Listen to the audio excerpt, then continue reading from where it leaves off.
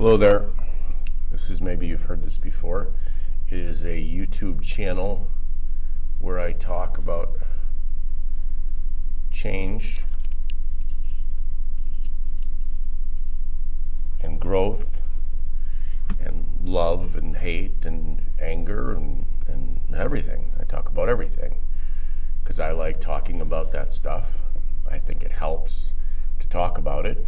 I think people need help, and I think that people are worth it. No matter what you've done or had happen to you or any of that stuff, whatever's happened to you in the past, you are worth working on yourself. You are worthy of the love that you give to others. You are worthy of giving the love to yourself. And that's one of the hardest things in life that we have to work on, is giving love to ourselves.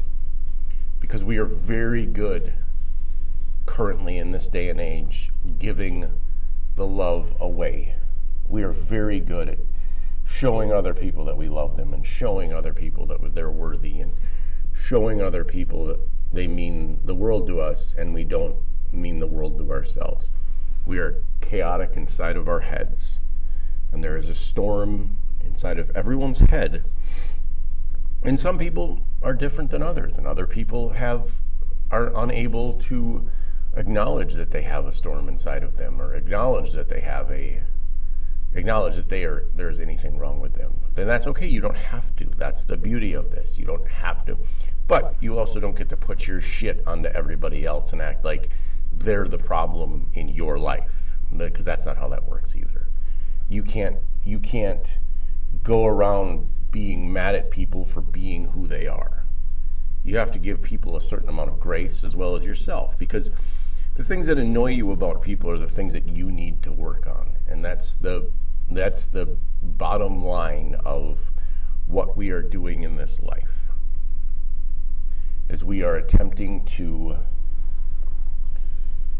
change everything around us so we don't have to deal with the things that are actually changing inside of us, or the things that are actually going on inside of us, the things that we are actually dealing with, because we are actively ignoring them because we are trying to change everything else in the world that is outside of us. And yeah, sometimes you have to try to change things outside of you, and sometimes you can't change people. There's an old Buddhist saying that goes something along the lines of, there is no need to worry. If you can change the situation, then change it. Don't worry about it. If you can't change the situation, then remove yourself from it and don't worry about it. So there's no need to worry or any of those things, because it's just your brain is making it up because it's easier to deal with the fear and be afraid, and everything's going to change. Everything is already changing. Everything is changing, and you can't control that stuff. But I really want to talk about the stories that we choose to tell ourselves today, and that's a weird concept. We choose to tell ourselves stories based on things that we think are true, based on, like, well, I have this family and I have these kids with this man and I have to stay because I can't, because what'll happen to my kids? Well, here's the problem. Your kids are probably in hell living with the two of you together, because you're probably incredibly miserable, and 90% of the things you're focusing on are not even what you see. And the story you're telling yourself, and that is, things will be better. They'll be okay. Because maybe, let's just say your wife comes home and she's really crabby and she treats you like crap, and then the next day she's great. So you think, oh, it's going to be good now. But then the next day she comes home and hits you with a wooden spoon. So that's a problem. That's really a problem for most people, right? It's a problem because we get stuck in these loops that we choose to tell ourselves. The stories that we are choosing to tell ourselves are usually wrong. And that's okay. Because then we think they're right, and we go through life and we're like, well, we got to be right. I got to be right. Well, if you can admit you're wrong, you can have your life will be a lot better if you can start admitting that you're wrong. That's one of the first steps in change, is to admit that whatever the stuff you're holding on to that you have to be right about, you're wrong about. And then you say, I'm wrong. I was wrong about that. And it's hard. It's very hard, because we choose to tell ourselves these stories that we are everything's going to be better, or this will be the last time, or this is the last time my husband hits me, or this is the last time I hit my kids, or this is the last time. And then we go through it and we're very good, and we try to make our husband happy, or our wife, or anybody in our life who's abusive. We try to make them happy, and that's not possible. We can't make anybody do anything at all. We can't make anybody happy. No external amount of anything can make you happy. Winning any kind of thing that you're addicted to, any kind of thing that makes you happy externally, isn't really making you happy, because it's fleeting. And it's something that's not always going to happen. So if you are happy inside and you love yourself, your life will be better.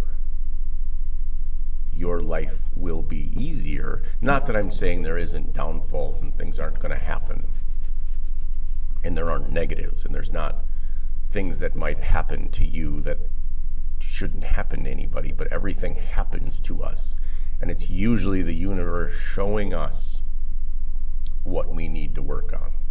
It's usually the universe like, oh, well, this person needs this, or because I think that we don't know what we need. We just need to learn to work with things as they happen.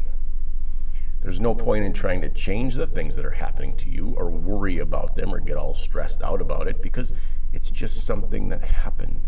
It's not the end of the world. You owe more money to the government than you thought you did. Okay, make a payment plan. You owe more money to whoever than you thought you did. Make a payment plan. I mean, I guess owing a mobster money, that's a little bit difficult, because they will break your legs. And but that's also why you don't borrow money from a mobster, usually. I've never done it. I don't even know if I could find one. That's a lie. I know I could find one. But I don't want to borrow money from someone who's going to break my legs. And that's the predicament that some people get themselves into. And you can worry about that. It's not going to change that they're going to break your legs. It's not going to change that. It's going to just make it, you're going to suffer it twice. When you worry about something and it doesn't come true, you've worried for nothing. And if you worry about it, something does come true, then you've worried about nothing, because it happens. And I think they did a study where 1 out of 30 things you worry about come true. That's 3% of the shit, right? 3%. And we suffer and suffer and suffer and suffer because we're telling ourselves these stories in our head. And I really like that. It's the story we choose to tell ourselves. Now, you can tell yourself a happy story, or you can tell yourself a shitty story. It's up to you. It's really the only thing that's up to you. It's up to you to tell yourself that things are going to be great. Because, as they say, when you start feeding your subconscious different things, your brain starts reacting in different ways. Your brain starts reacting to things differently. And then all of a sudden, you're not afraid of this thing happening, or you're not afraid of that thing happening. And I know that fear is a big issue, and fear is scary. And our brains are making up the fear as we go along, because we're just dumb cavemen who were stuck in situations where we didn't know what was going to happen, and that stuff is not relevant in the current world. Being scared of everything isn't being scared, and crippling fear isn't helping anyone. You are telling yourself that you are terrified, and your brain is agreeing with that. Because we all feel like our brain is a reality. Our brain is not reality. Our brain is experiencing reality. But our brain is not is just thoughts. It's not anything to do with what reality really is. It's called confirmation bias. It's a literal term. It's like if you're hungry, you will look for restaurants. If you are lonely, you will look for potential mates. You will look for things that you need, that you think you need.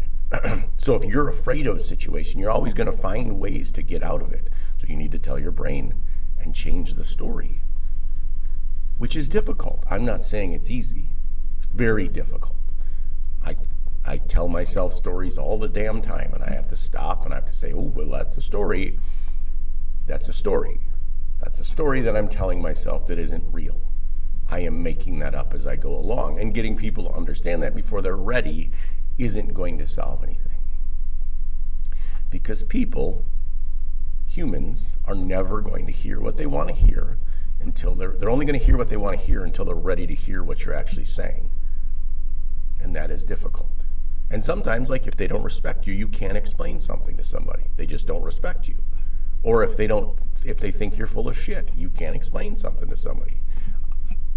I've had countless conversations with people where I talk about this stuff, and they're just like, well, that's your rational mind putting holes in it to make it so that you don't have to, like, you can go about your day and act like I'm an idiot.